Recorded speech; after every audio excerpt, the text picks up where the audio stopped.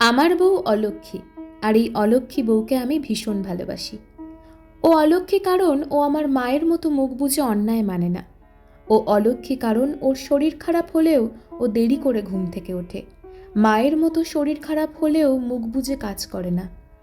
ও অলক্ষ্মী কারণ ও চায় আমি আরও একসাথে সময় কাটাই। সময় না দিতে পারলে রাগ করে। আমার মায়ের মতো সে অবহেলিত হওয়া মেনে নেয় না। আমার বউ অলক্ষ্মী কারণ আমি যেমন কাজের চাপ কমাতে বন্ধুদের সাথে আড্ডা মারতে চাই, সেও তার কাজের চাপ কমাতে নিজের পছন্দের মতো সময় কাটায়।